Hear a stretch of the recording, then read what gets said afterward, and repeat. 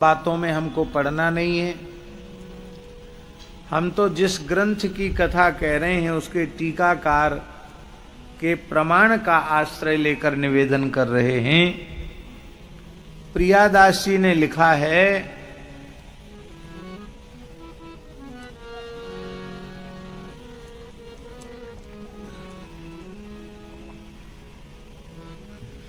हनुमान वंश में ही जन्म प्रसिद्ध जाको, भयो दृगहीन सो नवीन बात जानिए। हनुमान वंश में ही जन्म प्रसिद्ध जाको, हनुमान वंश में जन्म हुआ। आप सबके मन में आ रही होगी कि का उटपटांग बोल रहे हैं। हनुमान जी नैष्ठिक ऊर्ध्वरेता ब्रह्मचारी, हनुमान जी को वंश कब चल गए हो जो हनुमान वंश? आपने कहीं सुना हनुमान वंश? भाई सच्ची सच्ची बात बताओ। सूर्य वंश, चंद्र वंश, विप्र वंश, ये तो सब आपने सुने होंगे। हनुमान वंश सुना आपने कभी कहीं? नहीं सुना। फिर आज से लगभग 350 वर्ष से भी पहले श्री प्रियादास जी हनुमान वंश का वर्णन कर रहे हैं। तो इतने पुराने में 350 से 400 साल पहले की बात वो लिख रहे हैं, तो अप्रामाणिक तो नहीं होगा। इसका आशय है महाराष्ट्र के एक अत्यंत पवित्र ब्राह्मण, ऋग्वेदी ब्राह्मण, वे भगवान के अनन्य भक्त थे, श्री हनुमान जी के परम उपासक थे, सर्वशास्त्र निष्णात थे, अत्यंत सदाचारी थे। पर कोई दुर्योग ऐसा था कि उनके कोई संतति नहीं हुई। संतान नहीं है इसका कष्ट भी उन ब्राह्मण देवता के मन में नहीं था। बहुत ध्यान से सुने जो हम कहने जा रहे हैं बात। अभाव की अनुभूति उस व्यक्ति को होती है जिसकी चित्तवृत्ति भगवान में नहीं लगी हुई है। भगवान में जिसकी चित्तवृत्ति नहीं लगी हुई है उसको संसार की सारी वस्तुएं मिल जाएं तो भी उसके अभाव की निवृत्ति तो नहीं होगी, क्योंकि प्रकृति अभाव रूप है और परमात्मा भाव रूप है। इसलिए भाव रूप परमात्मा में जिसके अंतःकरण की स्थिति हो जाएगी उसके समस्त अभावों की निवृत्ति सदा सर्वदा के लिए हो जाएगी। तो आत्माराम, आप्त काम, पूर्ण काम, परम निष्काम हो जाएगा। आपके मन में कोई इसकी वेदना नहीं थी कि हमारे कोई संतान नहीं है तो नहीं है। पर ठाकुर जी की लीला, पंडित जी तो वृद्ध है रे। एक दना सवेरे सवेरे स्नान ध्यान करके अपनो आन्निक कृत्य करके हनुमान जी के मंदिर में सेवा के लिए जाए रहे। तब तक काऊ महिला ने पंडित जी को देख लियो। भोर की बेला, ब्रह्म बेला। अरे राम राम राम राम। आज ब्रह्म बेला में निपूते को मोहड़ो देखनो पड़ो, पुत्रहीन को मुख देखनो पड़ो।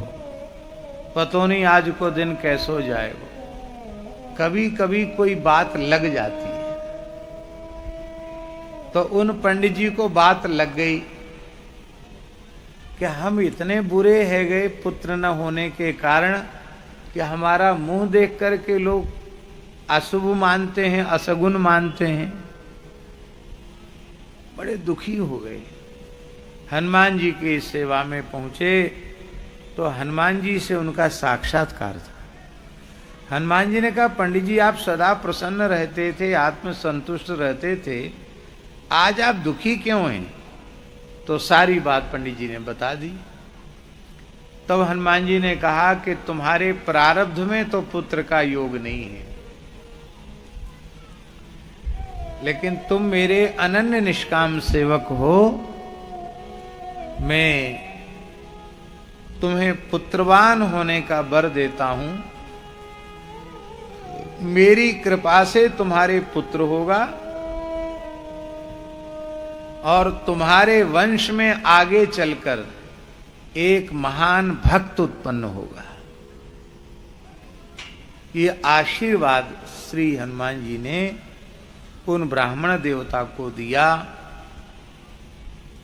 तो हनुमान जी की कृपा से उस ब्राह्मण का वंश चला, इसलिए उस वंश को हनुमान वंश कहने लगे। हनुमान जी, अरे भैया बुढ़ापे में लाला भयो, कैसे भयो?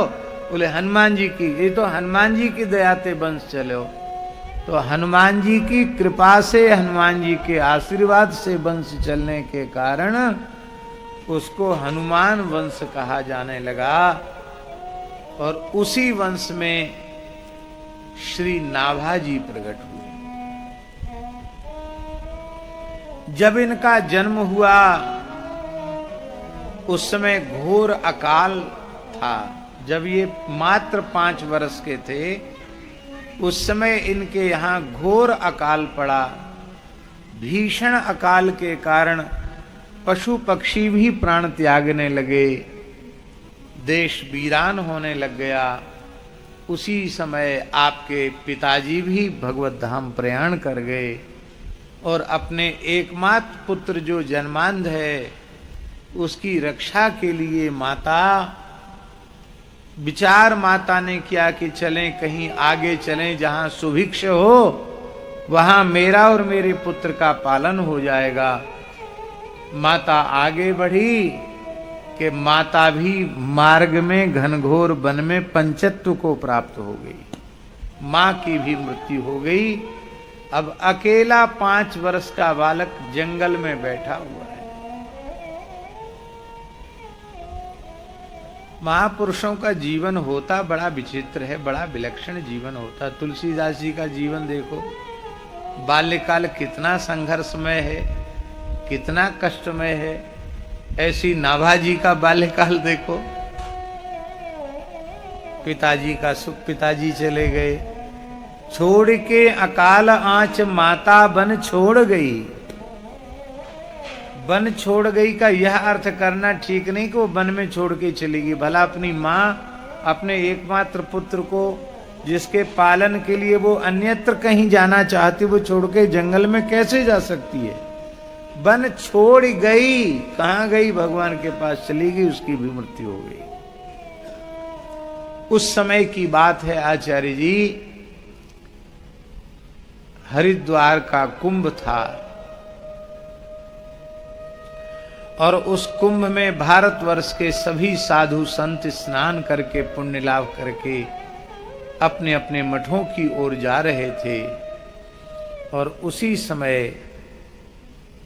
रामानंद संप्रदाय के 2 महान रसिक सिद्ध संत श्री स्वामी कील देवाचार्य जी महाराज और श्री स्वामी अग्रदेवाचार्य जी महाराज, ये दोनों गुरु भाई और दोनों श्री कृष्णदास पयोहारी जी महाराज के शिष्य, ये भी कुंभ स्नान के लिए आए थे और योग बल से ही वहां पहुंचे थे और स्नान करके योग बल से ही लौट करके पुनः राजस्थान गलता जा रहे थे। गलता पीठ जहां है, गालवाश्रम, गलता पीठ जा रहे थे। तो इन दोनों महापुरुषों ने मार्ग में एक बालक को देखा तो करुणा उत्पन्न हुई और वे जो आकाश गमन कर रहे थे दोनों सिद्ध, वे नीचे उतरे और उन्होंने बालक से पूछा कि बालक, तुम्हारा क्या नाम है? अब ये बालक सामान्य बालक तो है नहीं, ब्रह्मा जी के ही अंशावतार हैं। तो उस 5 वर्ष के बालक ने कहा कि यदि आप हमारा नाम पूछ रहे हैं तो किस दृष्टि से पूछ रहे हैं, पहले तो यह बतावें। यह शरीर पृथ्वी जल तेज वायु आकाश पंचभूतों से बना हुआ है, तो एक किसी से बना हुआ हो तो मैं उसका नाम बता दूं आपको। अब पंचभूतों से बने हुए शरीर का क्या नाम बताऊं? यदि आप धातुओं के भाव से पूछ रहे हैं तो रक्त मज्जा वसा अस्थि मेदा मांस शुक्र आदि 7 धातुओं से बना है, तो एक से होता तो उसका नाम बता देता। तो मैं 5 का नाम बताऊं कि 7 का नाम बताऊं? और यदि इसका और विस्तार किया जाए तो तत्वों का चिंतन करने पर 25 तत्वों का ये देह बना हुआ है, तो एक का बना होता तो नाम बताते, 25 में से किसका नाम बता दूं? तो भगवान, मैं अपना नाम स्वयं नहीं जानता, क्योंकि मैं अपने स्वरूप को भूला हुआ जीव हूं। संसार के जो नाम रूप हैं वे परिवर्तनशील होने के कारण मिथ्या हैं। वाह! तो तुम्हारा पिता कौन है? संतों ने पूछा। तो उस 5 वर्ष के बालक ने कहा कि जो सबका पिता है वही हमारा भी पिता है।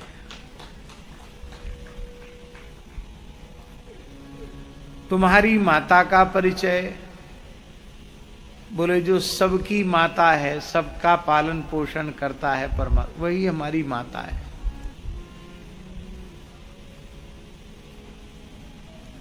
तो तुम्हारा भरण पोषण कौन करता है? तो बालक ने फिर कहा कि जिसने गर्भ में भरण पोषण किया, सरक्षिता रक्षति यो ही गर्भे, स एव रक्षिता यो ही गर्भे रक्षति। जिसने गर्भ में रक्षा की है वही गर्भ के बाहर भी रक्षा करेगा। सारे विश्व के भरण पोषण का ठेका जिसके हाथ में है वही भरण पोषण करेगा।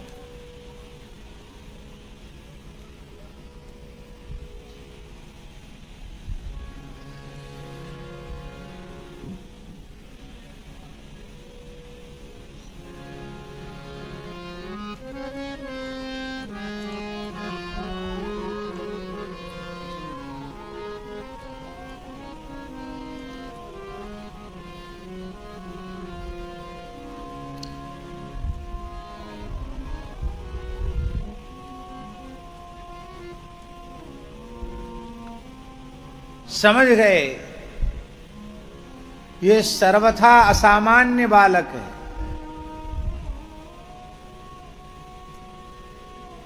अपनी दिव्य दृष्टि से देखा, अरे ये तो ब्रह्मा जी ही बालक के रूप में है। अपने पूर्व जन्म के किए हुए भगवद अपराध का प्रायश्चित्त करने के लिए जन्मांध होकर प्रकट हुए हैं? कहते ना, कोई आंख वाला व्यक्ति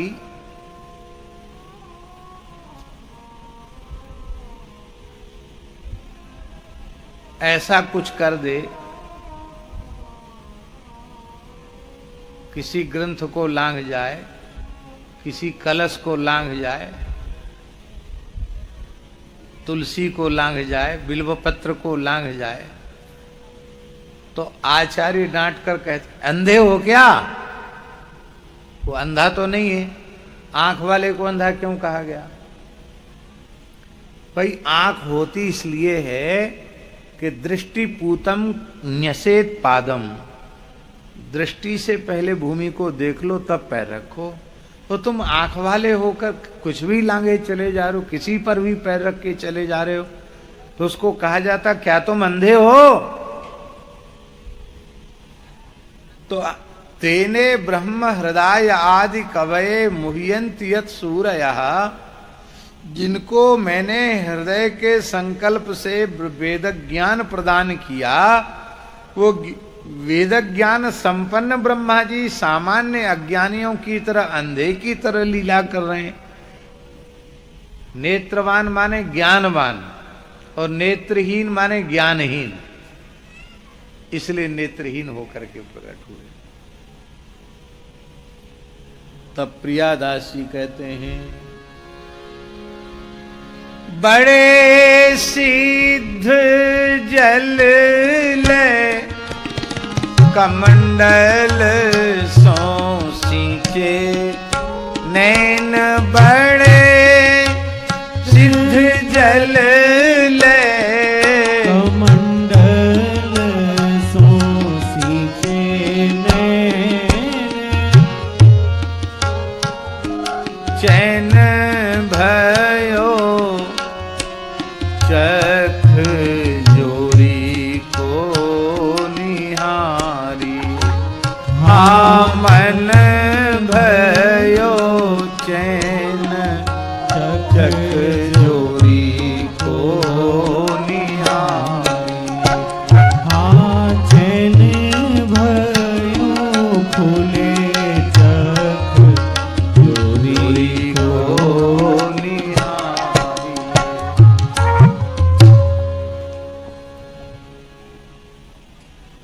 कमंडल उसे हाथ में जल लिया, गंगा जल तो था ही उनके कमंडल में, हरिद्वार कुंभ स्नान करके आ रहे थे, गंगा जल लिया और श्री राम तारक षडक्षर मंत्र आज का मन ही मन उच्चारण करके जैसे ही नेत्रों पर सिंचन किया कि खुले चख, चख माने चक्षु, चक्षु खुल गए, बड़े बड़े कमल के समान सुंदर विशाल नेत्र प्रकट हुए। भैया दृष्टि देने का काम संतों का ही है, गुरुदेव का ही है। अज्ञानांधस्य लोकस्य ज्ञानांजन शलाकया चक्षुरुन्मीलितं येन तस्मै श्री गुरवे नमः। आज नेत्र खुल गए, और जब नेत्र खुल गए नाभाजी के, तो उन्होंने संतों के चरणों में साष्टांग प्रणाम किया, कृपा पूर्वक अपने साथ ले लिया उस बालक को और गलता में ला करके बालक का विधिवत उपनयन संस्कार किया। कुछ काल अपने निकट रख करके फिर संस्कारवान बालक को विधिवत चतुर्थ आश्रम की दीक्षा प्रदान कर दी और उस बालक का नाम नारायण दास रखा। अब देखिए,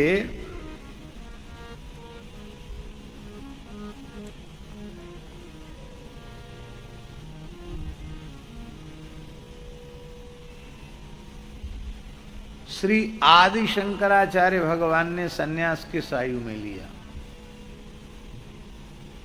बताइए आचार्य जी।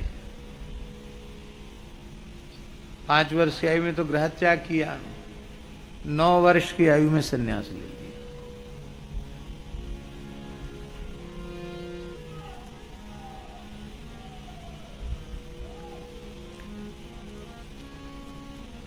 ईमानदारी से सोचो, 9 वर्ष की आयु सन्यास की अवस्था है क्या?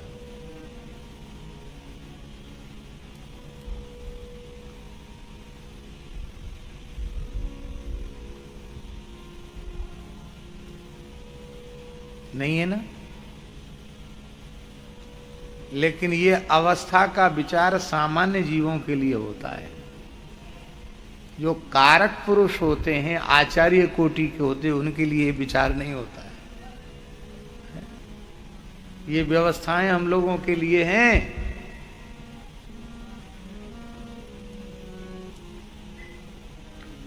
इसलिए वैराग्यवान पुरुष तो जन्म से ही अधिकारी। अरे आपको लगता 5 वर्ष और 9 वर्ष आपको बहुत बड़ी बात लगती है। सुखदेव जी को देख लो, यम प्रव्रजंत मनुपेत मपेत कृत्यन द्वैपायनो विरह कातर आजुहाव पुत्रेति तन्मयतया तरवो विनेदुस्तम सर्वभूत हृदयम मुनिमानतोस्मि। नालो छेदन तक नहीं हुआ और सन्यास ले लिया। बताइए,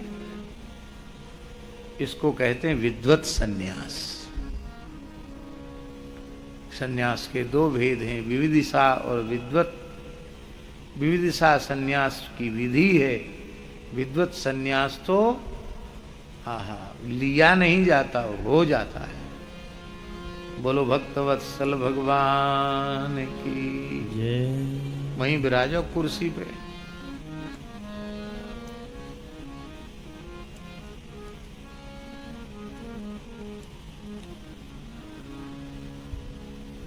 और नाभाजी को संत सेवा में लगा दिया। कील आज्ञा पाए मंत्र अगर सुनायो है। कील आज्ञा पाए मंत्र अगर सुनायो है। कील आज्ञा पाए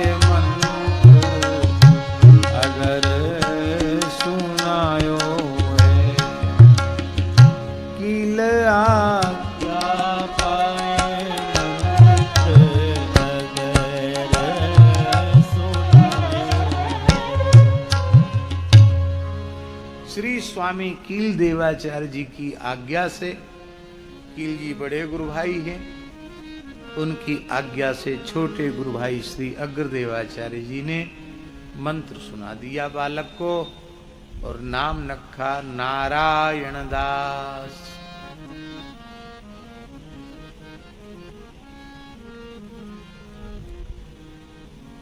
नाभाजी की जयंती पंजाब में तो पता नहीं कब होती है, हमें पता नहीं है, लेकिन संतों में नाभाजी की जयंती बसंत पंचमी की होती है। वसंत पंचमी को उनका यज्ञोपवीत हुआ और बसंत पंचमी को ही उनकी मंत्र दीक्षा हुई।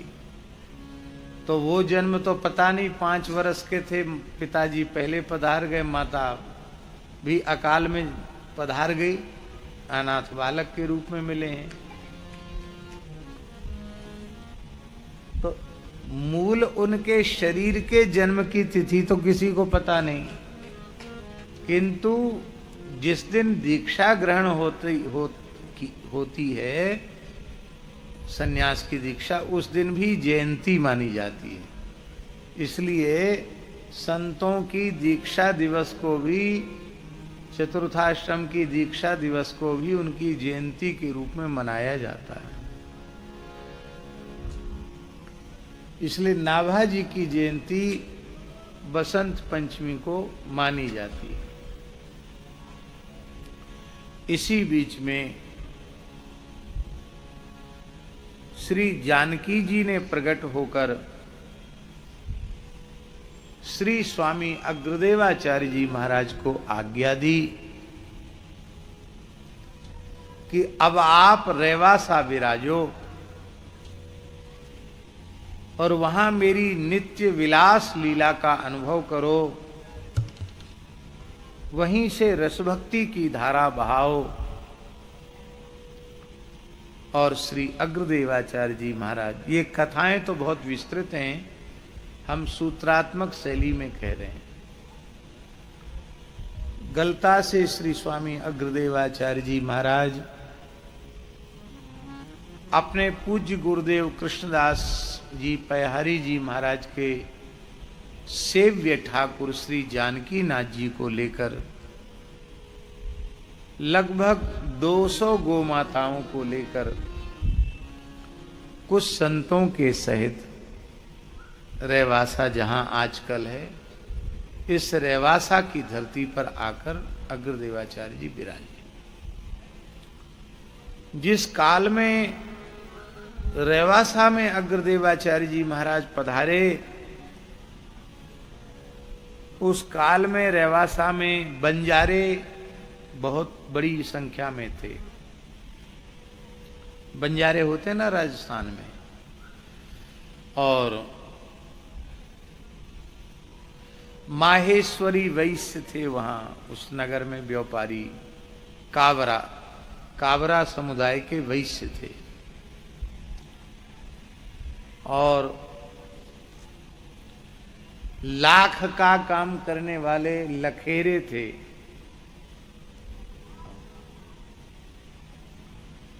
और नमक के भी व्यवसायी थे। आओ, श्री धीरज कृष्ण शास्त्री जी बहुत अच्छी कथा करते हैं। विराजो, कुर्सी पर बैठो।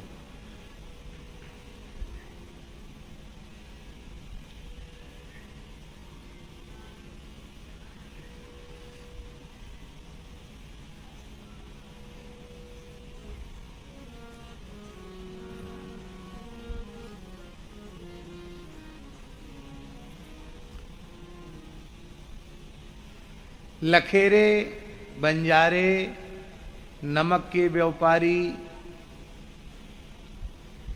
ये सब वहां थे। ब्राह्मणों का भी कुछ निवास था, क्षत्रिय भी थे, और व्यवसायी रूप में ज्यादातर बस्ती इन लोगों की थी। और वहां आचार्य जी, धरती में नमक है, इसलिए नमक के व्यापारी वहां रहते थे। पानी नीचे से खोदो, क्यारी में डाल दो तो नमक हो जाए।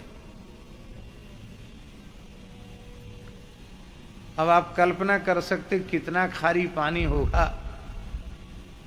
कि उससे नमक बनता। और आज तो पानी की बहुत सुविधाएं सब जगह सरकारी तौर पर हो रही है। उस समय बड़ी कठिनाई थी। जब श्री अग्रदेवाचार्य जी वहां आकर विराजे, उस समय ऐसी स्थिति थी कि बहुत दूर से कहीं से मीठा पानी लाना पड़ता था। वर्षा बहुत कम होती थी, तो वर्षा के जल का संग्रह करके प्राण बचाने के लिए, पीने के लिए उसका प्रयोग किया जाता था। रेवासा में ऐसा पानी था कि आप स्नान भी नहीं कर सकते, व्यवहार इतना खारा पानी। तब दूर से जल को लाना पड़ता था, बड़ा महंगा था, बड़ा कष्ट था जल का। इतनी गायों को देखकर, इतने संतों को देखकर वहां के निवासियों ने कहा, महाराज आप गांव में आए, बड़ा अनुग्रह किया आपने, लेकिन यहाँ तो जल का बहुत संकट है। एक एक बूंद पानी के लिए लोग यहाँ के तरसते हैं, और आप साधु संतों को पानी की ज्यादा जरूरत पड़ती है।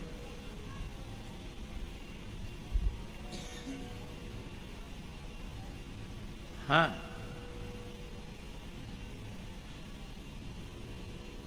हमने सुना है कि कई देशों में, जिनको लोग आजकल विकसित कहते हैं, विकसित राष्ट्र जिनको कहा जाता है, उन विकसित राष्ट्रों में बड़े बड़े मकान बने हुए हैं, उनमें बड़े सुंदर सुंदर स्नान घर बने हुए हैं, शौचालय बने हैं। शौचालय में कोई टोंटी ओंटी नहीं है, नल नहीं है, पानी है ही नहीं शौचालय में।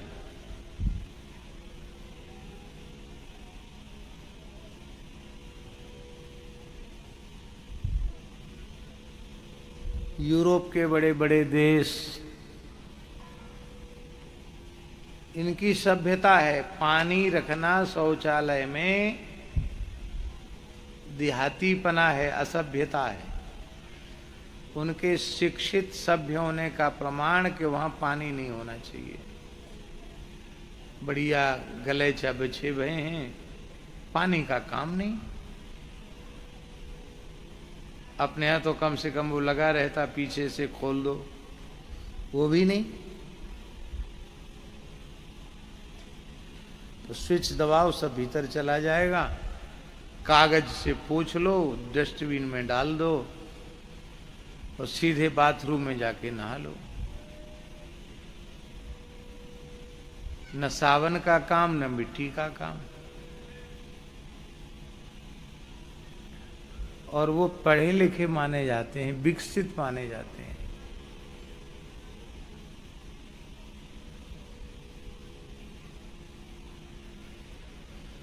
अब महात्माओं को देख लो,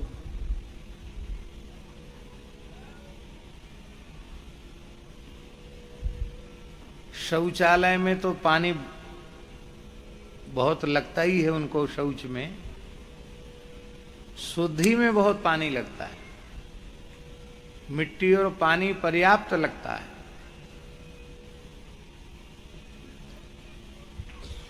फिर स्नान में जल लगता है, भोजन करेंगे तो 16 कुल्ला करेंगे, शौच जाएंगे तो 8 कुल्ला करेंगे, लवशंका जाएंगे तो 4 कुल्ला करेंगे, हाथ पैर धोएंगे, कोई उच्छिष्ट छीट घुटने तक कहीं न पड़ जाए। तो महात्माओं को पानी की ज्यादा आवश्यकता, और गायें भी बिना पानी के नहीं रह सकती। तो महाराज आप कैसे निर्वाह कर पाएंगे यहां रेवासा में? तब श्री अग्रदेवाचार्य जी ने उनको उनके कष्ट को देख करके द्रवित हुए और आपने अपने चिमटे का स्पर्श कराया और श्री गंगा जी का स्मरण किया। वहां गंगा जी प्रकट हो गई।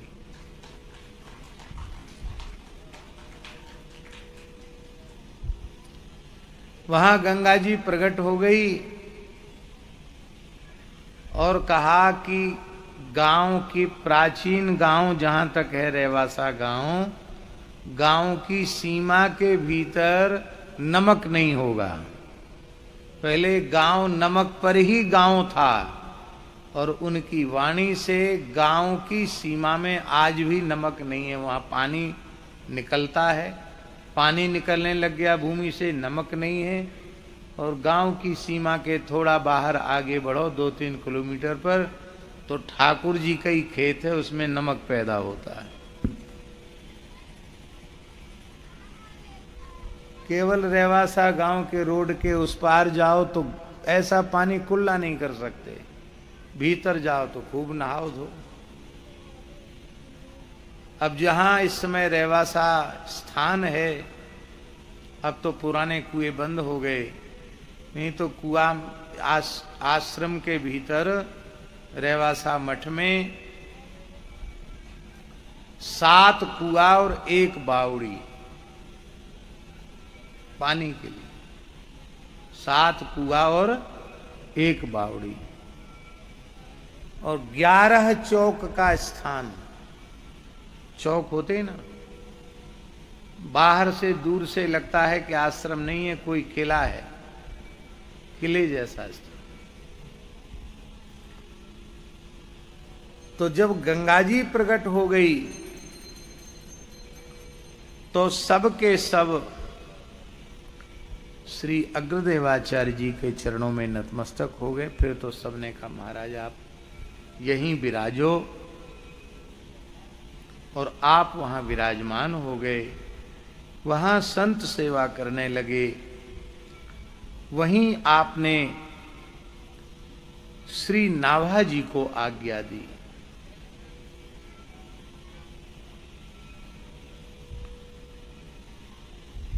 मानसी स्वरूप में लगे हैं अग्रदास जुवे, करत बयार नाभा मधुर संहार सो। मानसी सेवा कर रहे हैं श्री स्वामी अग्रदेवाचार्य जी महाराज, और नाभा जी महाराज पंखा झल रहे हैं। उसी समय श्री अग्रदेवाचार्य जी का एक शिष्य जो समुद्री व्यापार करता था, समुद्र से जहाज से कई देशों में रत्नादि का व्यापार करता था, वह जहाज से वापस आ रहा था भारत की ओर, और समुद्री तूफान में जहाज फंस गया।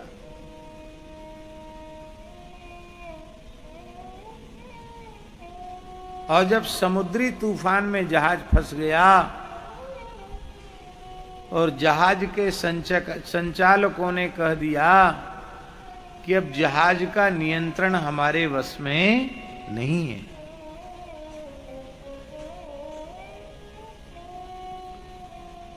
अब तो आप स्मरण करो अपने अपने इष्ट का।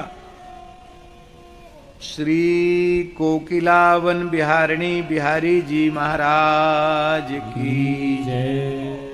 परम पूज्य श्री महंत जी महाराज की जय। जय जय श्री राधे। ये रहने दो, सुनो मन जी।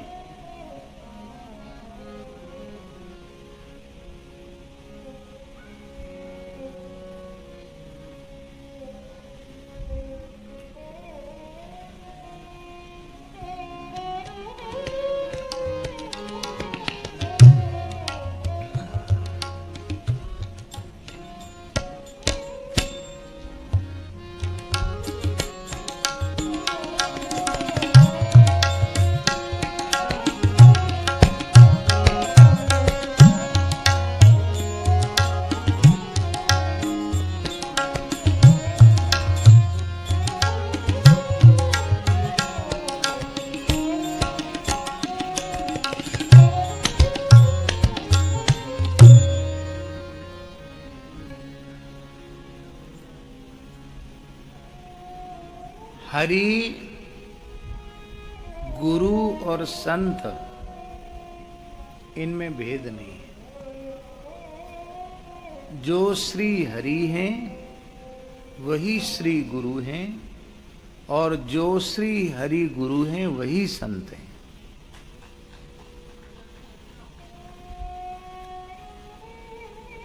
भक्तमाल का तो सिद्धांत ही है, भक्त भक्ति भगवंत गुरु चतुर नाम बपू एक। नामना भिन्ना इवा भांति तत्वतस्त्वेक एवहि। ये नाम से भिन्न है, तत्वतः ये चारों एक ही है।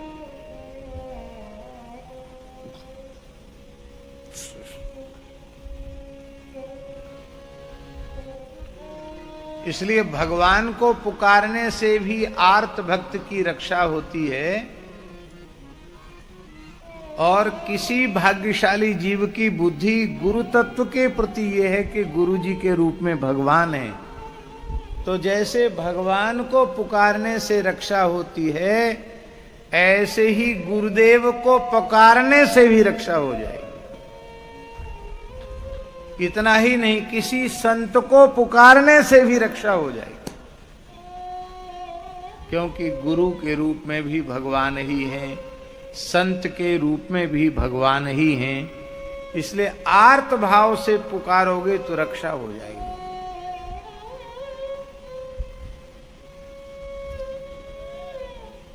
आप बहुत ध्यान से सुने। आमेर नरेश महाराजा मानसिंह माधव सिंह, जो सम्राट अकबर के मानसिंह सेनापति थे, और वो जहाज से आ रहे थे, उनका जहाज तूफान में फंस गया। तो मानसिंह माधव सिंह कहने लगे, भैया हम दोनों के प्राण संकट में हैं, क्या किया जाए, रक्षा कैसे हो, जहाज नियंत्रण खो चुका है। तो माधव सिंह ने कहा, महाराज आपकी बहू भक्त है, बहू का स्मरण कर लो। माधव सिंह की पत्नी थी भक्तिमती रत्नावती, और जेठ लगते हैं महाराज मान सिंह, जेठ हैं, और पति है माधव सिंह। मान सिंह माधव सिंह दोनों ने रत्नावती का स्मरण किया, और जहाज तूफान से बाहर हो गया। इसलिए ये भी नहीं है कि गुरु संत, आपकी पत्नी भक्त है और आपका विश्वास है कि मेरी पत्नी भक्त है, उस भक्त का स्मरण करने से आपकी विपत्ति का नाश हो जाएगा। क्योंकि भक्त भक्ति भगवंत गुरु चतुर नाम बपू एक। शिष्य ने गुरु जी को पुकारा,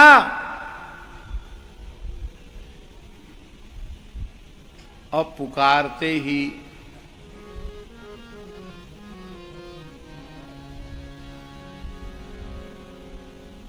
गुरुजी सहसा अपने सूक्ष्म देह से, भावमय देह से समुद्र की ओर पहुंचे और नाभाजी पंखा चल रहे हैं। उन्होंने कहा, रे गुरुजी तो मानसी में सीताराम जी की, जानकी नाथ जी की सेवा कर रहे हैं, सरकार के गले में माला धारण करा रहे थे, सरकार मस्तक झुकाकर माला पहनने के लिए एकदम तैयार बैठे हैं और गुरुजी तत्काल चले गए वहां। तो गुरुजी को कष्ट करना पड़े और उनकी उपासना में विघ्न पड़े तो ये तो सेवक का धर्म नहीं है। सेव्य की किसी भी साधना में, प्रक्रिया में विघ्न पड़ गया तो सेवक किस बात का है? सेवक वही है जो सेव्य के किसी कार्य में विघ्न उपस्थापित न करे, सारे कार्य निर्विघ्न संपन्न हो गए। तो नाभाजी ने वहीं से पंखे के इशारे से समुद्री तूफान की दिशा बदल दी। कहाँ है रेवासा? सैकड़ों कोस दूर से समुद्री तूफान की दिशा बदल दी और जहाज किनारे लग गया। पर श्री अग्रदेवाचार्य जी महाराज अपने भावमय देह से खड़े होकर, समुद्र भगवान की विभूति है, नील वर्ण के अगाध समुद्र को देख रहे थे। तब आपने प्रणाम करके कहा, गुरुदेव आपकी कृपा से आपके शिष्य की विपत्ति तो दूर हो चुकी है। अति सुकोमल श्री जानकी नाथ जी मस्तक झुकाकर माला पहनने के लिए विराजमान हैं। किशोरी जी ग्रीवा झुकाकर बैठी हैं। आप कृपा करके युगल सरकार को माला धारण करावें।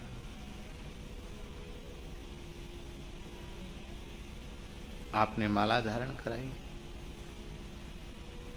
सेवा हो गई, ध्यान से जागृत हुए। बोल्यो कौन? क्योंकि ध्यान की प्रगाढ़ अवस्था में बाहर का शब्द सुनाई नहीं पड़ता, तो मेरे भीतर प्रवेश करके कौन बोला? तो नाभाजी ने यह नहीं कहा कि सिद्ध गुरु का सिद्ध चेला बोला। नाभाजी बोले, जिस अनाथ बालक को आपने संतों की जूठन खिला पिला करके, संतों का चरणामृत पिला करके पाला पोसा है, वही आपकी जूठन खाने वाला, आपकी चरण रज का सेवन करने वाला, आपके चरणोदक का सेवन करने वाला आपका दीनहीन बालक नारायण दास बोला। ऐसी भाषा होनी चाहिए साधु की। आम शून्य गुरुदेव के नेत्र भराए, कहा, बेटा भई तो पे साधु कृपा, तेरे ऊपर संतों की कृपा हो गई है, तो मेरी आज्ञा है कि संतों की महिमा को प्रकट करने वाले भक्तमाल ग्रंथ की रचना कर, भक्तों की माला बना और श्री जानकी नाथ जी को धारण करा।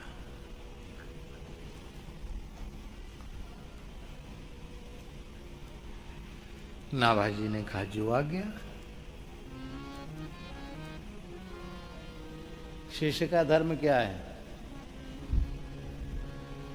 गुरु जी का आदेश मिले तो ये नहीं करे, ये कैसे हो जाएगा, ये हो ही नहीं सकता है। नहीं, क्यों नहीं हो सकता? जब उन्होंने कह दिया तो जरूर होगा। मनुष्य मानते हो तो नहीं होगा, होगा, अवश्य होगा, क्यों नहीं होगा? तो शिष्य का धर्म है, आज्ञा मिलते ही मुख से एक ही शब्द निकलना चाहिए, जो आज्ञा। यथाज्ञा पयतु देवः, हे देव, हे भगवान, जो आज्ञा दें, जैसी आपकी आज्ञा, जो आज्ञा। नाभाजी ने कहा, जो आज्ञा प्रभु, लेकिन किंतु इस दास का एक विनम्र निवेदन है, बोल्यो कर जोर, या को पावत ना और छोर। गाऊं राम कृष्ण नहीं पाऊं भक्ति दाम को। महाराज आप कहो कि राम कृष्ण का चरित्र गाओ तो मैं गा दूंगा। व्यास जी की वाणी का आश्रय लेकर कृष्ण चरित्र गा दूंगा और वाल्मीकि जी की वाणी का आश्रय लेकर रामचरित्र गा दूंगा। लेकिन आप कहें भक्त चरित्र गाने के लिए तो ये तो बहुत कठिन काम है। इसके लिए आपको विशेष आशीर्वाद देना पड़ेगा, आपको विशेष सामर्थ्य प्रदान करनी पड़ेगी। क्या विशेष सामर्थ्य? बोल्यो कर जोर, या को पावत ना और छोर। भक्तों की महिमा का कोई और छोर नहीं। अनंत है भक्तों की महिमा, संतों की महिमा।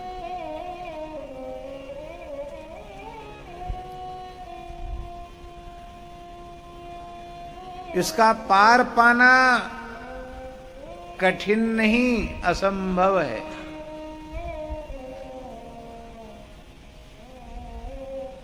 भक्तों के भाव, भक्तों के दाव ये बहुत विचित्र हैं।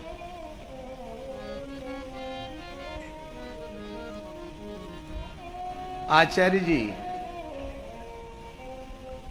दो भक्त थे, सीधे साधी दो साधु थे। एक तो हमारे श्री जानकी दास जी के जैसे भोले संत थे, श्यामानंदी संत थे, और एक रामानंदी संत थे। दोनों का बड़ा भारी प्रेम था, संगी संग विचरण करते। सो जमुना किनारे जैसे ही पहुंचे, हरी हरी दूब देखी कि श्यामानंदी संत जानकी दासी बोले, वाह क्या कहना, कितनी बड़ी हरियाली हरी हरी घास है, हमारे गोपाल जी की गैया चरेंगी। रामानंदी बोले, वाह गोपाल जी गैया क्यों चरेंगी, हमारे राम जी के घोड़ा चरेंगे। और सच्ची बात है, न वहां गैया और न वहां घोड़ा। अरे तू कैसे गैया और पूरा परो भयो ब्रज कहूं गैया चराओ, यहां तो हमारे राम जी के घोड़ा चरेंगे। बोले घोड़ा दुनिया में कहीं चराओ, अयोध्या में जाए के घोड़ा चराओ, ये तो ब्रज है, यहां तो गैया ही चरेंगे। न वहां गैया न वहां घोड़ा, दोनों साधु झगड़वे लग गए।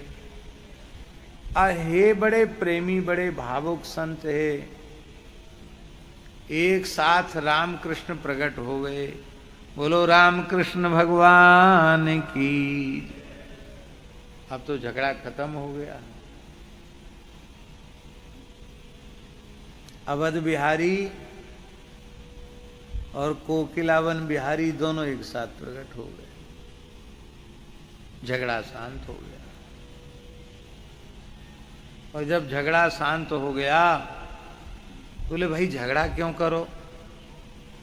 तो रामानंदी संत ने कही, ये झगड़े की बात ही है, हम कह रहे हैं आपके घोड़ा चरेंगे, तो ये कह रहे हो हमारे गोपाल जी की गैया चरेगी। तो भैया राम जी के आपके घोड़ा चरने चाहिए यहाँ। गोपाल जी बोले, या में कहा बात है भाई, जमुना जी के दो तट हैं ना, इल्ली पार राम जी के घोड़ा चर लेंगे, पल्ली पार हमारी गैया चर लेंगे। बोलो वृंदावन बिहारी दोनों साधु एक दूसरे के लिए, तब ठीक है, फैसला कर दियो ठाकुर जी ने। गोपाल जी बोले हमारी गैया तो भैया पल्ली पार चरेंगी। राम जी बोले भैया जब पल्ली पार गोपाल जी की गैया चरेंगे तो हमारे गोरा यहाँ चल लेंगे।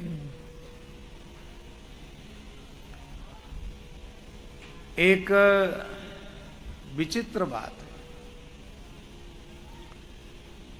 सुखदेव जी महाराज के संबंध में ऐसी प्रसिद्धि है, महात्म्य भी है ना धीरज जी। सुकवन निवशेद गर्भम, सुकवत, सुखदेव जी अपनी माता वटिका के गर्भ में 12 वर्ष रहे। कितने वर्ष? जन्म ही नहीं ली। व्यासी ने कहा बाहर आओ, काहे को जन्म नहीं ले रहे हो? बोले भगवान की प्रचंड माया से भय है। भूमि परत भा दाभर पानी,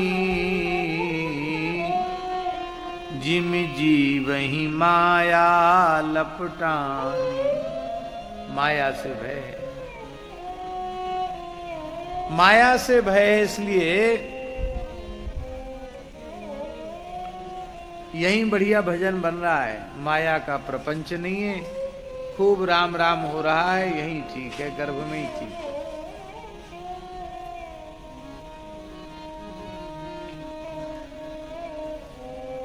व्यास जी को बद्रीनाथ भगवान को बुलाना पड़ा। भगवान बोले तुम्हारी वाणी सुनकर लोग माया मुक्त हो जाएंगे, तुम क्यों माया से घबरा रहे हो, जन्म लो। तो बैसाख अमावस्या को सुखदेव जी प्रकट हुए और प्रकट होते ही चले गए जंगल में। माता पिता की ओर भी नहीं देखा, जन्मते ही 16 वर्ष के हो गए। एक तो माया से इतना डरते हैं, कोई महान संत हैं, महान भक्त हैं, और दूसरे भक्त हैं महर्षि मार्कंडेय जी। 6 मनवंतर तक तपस्या करते हैं, बहुत बड़ी बात है। 6 मनवंतर बीत जाते हैं तपस्या करते करते। उनके सामने 6 बार इंद्र बदल जाता है, आप सोचो, 6 बार सप्तर्षि बदल जाते हैं। 6 मनवंतर का काल बीत गया मार्कंडेय महर्षि को तपस्या करते करते। और जब भगवान प्रकट हुए, बोले महात्मन वरदान मांग लो। बोले हमने सुना है आपकी माया बड़ी प्रचंड है, पर हमें तो पतो ही नहीं पड़ी कि आपकी माया है कैसी। तो आपकी कृपा हो तो अपनी माया को दर्शन कराए दो। भगवान हंसवे लग गए। एक तो माया के भय से जन्म नहीं ले रहे हो, और एक कहे कि हमें माया को दर्शन कराओ। बोले ठीक है, माया दिख जाएगी। एक दिना मार्कंडेय महर्षि अपनी यज्ञशाला में विराजमान है, और इनने साकिल्य की आहुति जैसी अपने हाथ में लीनी और कही नारायणाय नमः स्वाहा। समिद्धतम अग्नौ जुहुयात्, प्रचंड अग्नि में आहुति देनी चाहिए। प्रचंड अग्नि में आहुति दी जा रही है, और प्रज्वलित प्रचंड अग्नि में आहुति कितने जल्दी भस्म होती है आप सब अनुभव कर सकते हैं। पर अभी आहुति प्रज्वलित अग्नि में भस्म सात नहीं हो पाई। उसी के बीच के क्षण में मार्कंडेय जी को अनुभव हुआ कि हाथी की सूंड के जैसी मोटी मोटी धाराएं सैकड़ों वर्ष तक धरती पर गिरती रही। ओ पूरी भूरलोक, भुवरलोक, स्वर्गलोक तक सब जल ही जल, जल ही जल, जल ही जल, एकदम जलमग्न हो गया। कहीं कुछ नहीं है, नाम निशान, घोर अंधकार चारों ओर है। और उस महाप्रलय काल के जल में बड़े बड़े थपेड़े उठ रहे हैं, इधर से उधर हम भटक रहे हैं। कभी किसी महामत्स्य के भीतर चले जाते हैं, कभी किसी ग्राह के भीतर चले जाते हैं। हजारों लाखों वर्ष व्यतीत हो गए भटकते भटकते उस प्रलयकालीन जल में। अब लगा आप तो एकदम मर ही जाएंगे। मन ही मन भगवान का स्मरण किया, तब बटपत्र साई भगवान का दर्शन हुआ। करार बिंदेन पदार बिंदम मुखार बिंदे विनिवेशयन्तम बटस्य पत्रस्य पुटे शयानम बालम मुकुंदम मनसा स्मरामि। भगवान बालमुकुंद का दर्शन हुआ। अपने करार बिंद से, अपने पादार बिंद को अपने हस्तार बिंद से पकड़ करके मुखार बिंद में डाल रहे हैं, अंगुष्ठ को मुख में देकर चूस रहे हैं, सोच रहे हैं। इन्हीं से गंगा जी प्रकट हुई, यही जल भगवान शिव जी अपनी जटाओं में धारण करते हैं, इन्हीं चरणों का सब ध्यान करते हैं। सनकादिक सिद्ध इसी चरण के मकरंद को भृंग बन करके पान करते हैं। तो इन चरणों में आखिर है क्या? सब लट्टू हुए हैं, बने भय हैं, इनमें बड़ा रस है लगता है। तो सबरी दुनिया रस ले जा रही, हम वंचित हैं, हमू देखें हमारे चरणन में कैसो अमृत है। तो मानो यही लिए बालकृष्ण अपने चरण के अंगुष्ठ को अपने मुख में देकर चूस रहे हैं। अरे कुछ नहीं, ये महाप्रलय में सब नष्ट हो गया, ये बालक कैसे बच गया? विस्मित होकर के देखने लगे। बालक हंसा, हंसते ही मार्कंडेय जी भीतर प्रविष्ट हो गए।